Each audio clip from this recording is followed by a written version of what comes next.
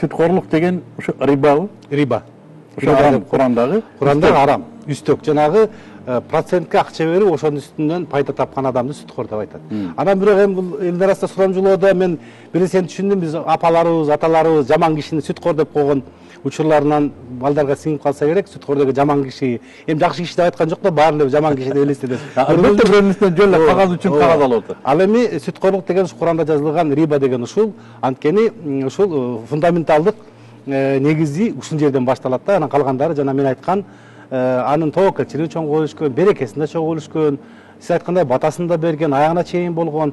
Эми эгерде тереңдей турган болсок, мына бүгүнкү күндө ошол ислам системасында такафул, сукук деген жанагы инструменттер пайда болду. Бул жанагы баалуу кагаздар.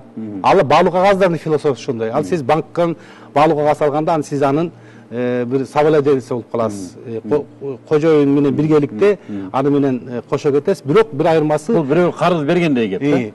Ага сиз инвестор катары киресиз. Сиз жана вклад кылсаңыз дагы вкладчик болуп, жанагы же болбосо анын баалуу кагаздарын алсаңыз дагы бүгүнкү күндө ислам банк системасында 100 миллиард доллардан ашты уже жанагы баалуу кагаздардын баасы.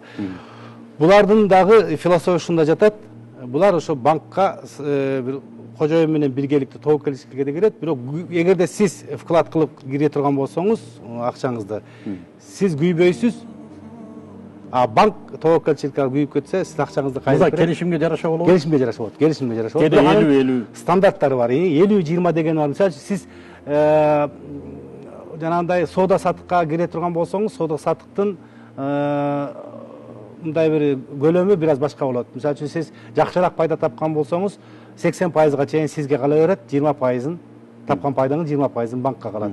Ушул сыяктуу кылып, баштан баштап эле ушул эки башка жол менен кетет да. Ошондуктан мунун жанагы батыш өлкөлөрүнүн кызыкканы себеби жанагындай кризис учурунда бул ушундай бир кыйынчылык, каачылык болгон учурларда бул абдан туруктуу финанс система экенин бүгүнкү күндө далилдей баштады дүйнө жүзүндө. Ошондуктан дүйнө жүзүндө бизден абдан кеңири жайылып келаткан системанын бири. Тайыр Шекет, бизде Кыргызстанда ислам принциптери менен иштеген банктар барбы? Бар. Бизде эми 2006-жылдан баштап старт алган. Бул ошол кезде Ислам банкы боюнча Эко Исламик банк иштей баштаган. Ага дагы ушул мамлекет тараптан бүгүнкү күнгө чейин жардам берилип келатат. Кепилдиги мамлекетте. Эми мамлекет ратификация кылып берген, жол ачып берген. Анан кийин бүгүнкү күндө да 2-3 банк жанагы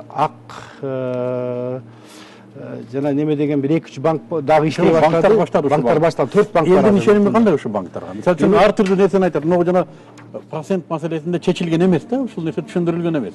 Буларда деле процент бар турбайбы деген сөз көп жүрөт.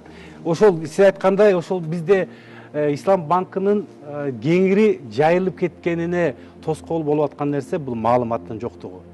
Көп адамдар мында кыска эле түшүндүрүп коет да, бул жерде процент бар экен деп. Бул жердеги процент бул жерде жана үстөк. Сиз таба турган пайданын бир бөлүгүн банкка калтырасыз. Бул таптакыр башка нерсе. Пайда тапсаңыз калтырасыз. Проценттен бул арифметикалык бир эме да. Аракет. Бирок бул жерде традициялык банктарда процент пайда кирбесе дагы алып келип беришиңиз керек. Ислам банкында анда кирешеден гана төлөйсүз. Эгер киреше болбосо процент жок. Процент жок. Үлүш жок. Үлүш жок.